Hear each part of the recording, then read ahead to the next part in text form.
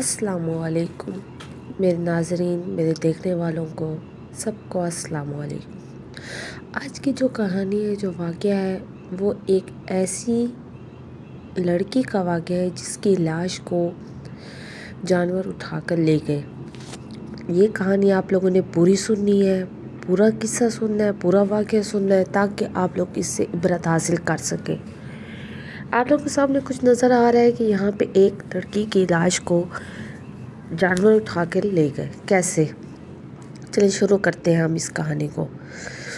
یہ کہانی ایک ایسی لڑکی کی جو کہ ایک بہت بڑے تاجر کی اکلوتی بیٹی تھی، جس کا نام تھا نور العین۔ نور العین بہت ہی گھمنڈی اور مغرور قسم کی ایک لڑکی بن گئی۔ کیوں؟ کیونکہ وہ اپنے والدین کی ایک اکلوتی اولاد تھی۔ ماں باپ کی اکلوتی اولاد ہونے کی وجہ سے وہ بہت زیادہ گھمنڈی اور مغرور ہو گئی، جس کی وجہ سے اس کے اندر اتنا گھمنڈ آ گیا، اتنا غرور آ گیا کہ اس کو کچھ بھی نظر نہیں آتا تھا۔ وہ اپنے محافظین کو کہتی تھی، جو اس کی حفاظت کے لیے اس کے باپ نے رکھے تھے، اپنی من مانیاں کرتی تھی، جس کی وجہ سے وہ اتنی گھمنڈی بن گئی۔ اتنی لالچ اور گھمنڈی ہونے کی وجہ سے ایک دن جب وہ بازار کی طرف جا رہی تھی تو راستے میں اسے ایک بچہ نظر آیا، لیکن اس نے کہا کہ یہ بچہ بھی میرے راستے پہ کیوں آیا ہے؟ تو اسے فوراً محافظین کو کہا کہ اسے اٹھاؤ اور اس کو دور کہیں پھینک دو۔ اتنا غصہ اسے تھا جس کی کوئی حد ہی نہیں تھی۔ ایک دن ایسا ہوا کہ وہ ایک بھرے بازار میں گئی تو اس نے دیکھا کہ ایک بوڑھا آدمی اسے ہی دیکھے جا رہا ہے، کیونکہ وہ بہت زیادہ خوبصورت اور نوجوان تھی۔ اسے لگا کہ وہ بوڑھا شخص اسے ہی تکے جا رہا ہے اور دیکھے جا رہا ہے۔ اس نے کیا کیا، غصے میں محافظ کو کہا کہ جاؤ اسے پکڑ کے لے آؤ میرے پاس۔ جب وہ اسے پکڑ کے لے کر آئے تو نور العین نے غرور میں آ کر کہا کہ کیوں مجھے تکے جا رہے تھے، مجھے کیوں دیکھے جا رہے تھے؟ جبکہ وہ بوڑھے شخص نے اسے کہا کہ بیٹی، میں تو ایک بوڑھا آدمی ہوں اور مجھے نظر بھی کچھ نہیں آتا، میں نابینا ہوں۔ یہ کہنا تھا تو نور العین کو غصہ آ گیا کہ تم نے مجھے بیٹی کیسے کہا، اور اس نے اپنے محافظ کو کہلوا کر اس کو اتنی مار کھلوائی جس کی کوئی حد نہیں۔ مار مار کے اسے لہو لہان کر دیا۔ محافظ جب وہ نور العین چلی گئی تو اس بوڑھے شخص کا بیٹا وہاں آ گیا جس کا نام عثمان تھا۔ عثمان نے کہا کہ تم نے میرے باپ کو کیسے مارا؟ اس نے کہا اس لڑکی کے حکم پہ ہم نے مارا ہے، جبکہ اس لڑکی سے ہم خود تنگ گئے، یہ بہت زیادہ گھمنڈی و مغرور ہے اور اس کا کہنا ماننا بہت ضروری ہے۔ یہ کہنا تھا تو وہ محافظ وہاں سے چلا گیا اور عثمان اپنے باپ کو لے کر گھر آ گیا۔ جب وہ گھر آیا تو اس نے اپنے باپ کی بہت خدمت کی، اس کے زخموں پہ مرہم رکھا اور اس نے دل میں ہی ٹھان لی کہ میں اس لڑکی سے بدلہ ضرور لوں گا۔ یہ کہنا تھا تو وہ رات کے ٹائم رات کے ٹائم وہاں سے نکلا اور سیدھا محل چلا گیا، جو کہ نور العین جہاں پہ رہتی تھی۔ جب وہ اندر گیا تو دیکھا اس کی شان و شوکت کو اور وہ سمجھ گیا کہ ایسی ہی کوئی لڑکی ہوگی جو کہ اتنی گھمنڈی اور مغرور ہوگی۔ تو وہاں پہ جا کر اس نے ایک سانپ جو کہ زہر والا تھا اسے چھوڑ دیا۔ تو سانپ نے جب اسے ڈسا نور العین کو تو نور العین وہیں پہ سانس اس کا بند ہو گیا اور وہ وہاں سے نکل آیا۔ صبح جب تاجر کو ایک ملازمہ نے بتایا کہ نور العین نہیں اٹھ رہی اور اس کا رنگ بھی نیلا ہو رہا ہے،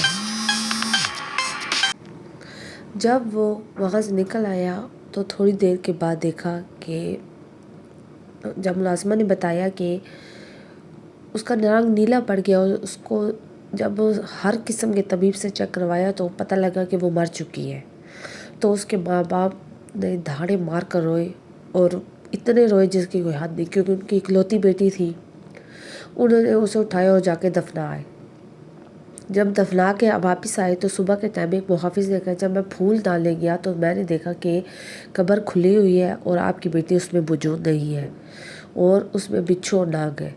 یہ سنا تھا تو تاجر غصے میں آ گیا، اس کی گردن کو پکڑ لیا کہ تم نے ایسے الزام لگایا کیوں ہے۔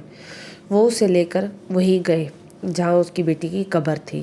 عثمان اس لاش کو نکال کر کہیں دور لے گیا اور اس نے کوئی ایسا کیمیکل پھینکا جس سے وہ زندہ ہو گئی، کیونکہ اسے اس کا توڑ جانتا تھا۔ عثمان نے اسے بند کر دیا تب تک جب تک وہ اس کے باپ سے معافی نہ مانگتی۔ وہ روتی رہی، گڑ گڑاتی رہی، لیکن اس نے نہیں کھولا دروازہ۔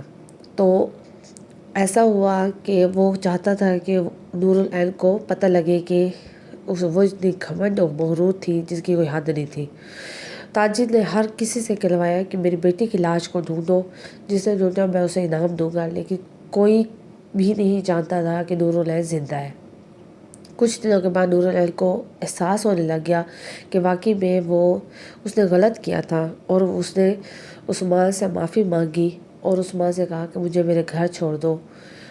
جب وہ اسے گھر چھوڑنے گیا تو تاجر بہت خوش ہوا دیکھ کر کے اس کی بیٹی زندہ ہے، نور العین، اور اس نے عثمان کو معاف کر دیا اور جانے دیا۔ جب نور العین کو اس سے محبت ہو گئی، عثمان کو بھی نور العین سے محبت ہو گئی، نور العین وہاں گئی اس کے گھر اور بوڑھے شخص سے جا کر معافی مانگی جو کہ اس نے اسے مروایا تھا، اور عثمان سے اس سے شادی ہو گئی۔ تو یہ ایک کہانی ہے، یہ ایک خلاصہ ہے آپ لوگوں کے لیے، جو کہ آپ لوگوں کے لیے ایک بہت زبردست ہے کہ آپ لوگ یہ سمجھتے ہیں کہ غرور اور گھمنڈ یہ دونوں ہر انسان کے لیے صحیح نہیں ہوتے۔ ہمیں چاہیے کہ ہم غرور اور گھمنڈ نہ کریں، جیسے کہ عثمان نے اس کو سبق سکھانے کے لیے کیا، اور قبر میں لاش میں وہ کیڑے وغیرہ تھے، مکوڑے، تو تاجر سمجھ گیا کہ اس کی بیٹی کے مغرور اور گھمنڈی ہونے کی وجہ سے یہ سب کچھ ہے۔ تو ہمیں چاہیے کہ ہم غرور اور گھمنڈ نہ کریں، کیونکہ یہ سب دنیا کے لیے ہے، آخرت کے لیے یہ سب کچھ نہیں ہے۔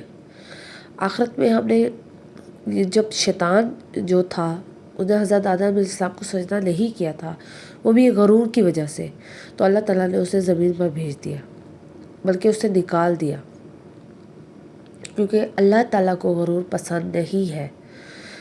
اس لیے ہمیں چاہیے، میرے ویورز جو دیکھنے والے، میرے سننے والے، جو مجھے سپورٹ کرتے ہیں، جو کہ انا وائس کو پسند کرتے ہیں، ان سب کے لیے کہ وہ سب عبرت بھی حاصل کرتے ہیں، اور مجھے امید ہے کہ جیسے کہ میں خود عبرت حاصل کرتی ہوں ان کہانیوں سے، ان واقعہ سے، تو آپ لوگ بھی ضرور حاصل کریں گے، کیونکہ یہ دنیا ایک دھوکہ ہے، یہ آخرت کی کھیتی ہے۔ اس لیے کہتے ہیں کہ ہم سب کو ایک اچھے اخلاق کے ساتھ اس دنیا میں رہنا چاہیے، نہ کہ برے اخلاق کے ساتھ۔ اچھے اخلاق کے ساتھ رہیں گے تو ہمارے اچھے اخلاق ہی آگے جائیں گے، اور اگر برے اخلاق کے ساتھ رہیں گے تو آپ کے برے اخلاق ہی جائیں گے۔ انا وائس کو آپ لوگ سپورٹ کرتے رہیں، انشاءاللہ آگے میں آپ کو اور بھی اچھے واقعے سناؤں گی۔ اس کہانی سے ہمیں غرور اور گھمنڈ کا عبرت حاصل ہوئی ہے۔ نیکسٹ کہانی آپ لوگوں کے لیے ہی آپ کی رائے کے مطابق ہوگی۔ آپ لوگوں نے کمنٹس میں ضرور بتانا ہے مجھے کہ آپ کو اگر پسند آئی ہے تو میں یہی بھیجوں گی۔ اگر آپ کو کوئی اور کہانیاں چاہیے، جیسے انبیاء کرام پر واقعے چاہیے، تو اس کے لیے بھی آپ لوگ ضرور مجھے بتائیں، تاکہ میں آپ کو ویسے ہی کہانی پڑھ کے سناؤں، بلکہ سناؤں آپ کو، آپ لوگ مجھے سپورٹ کریں۔ اللہ حافظ۔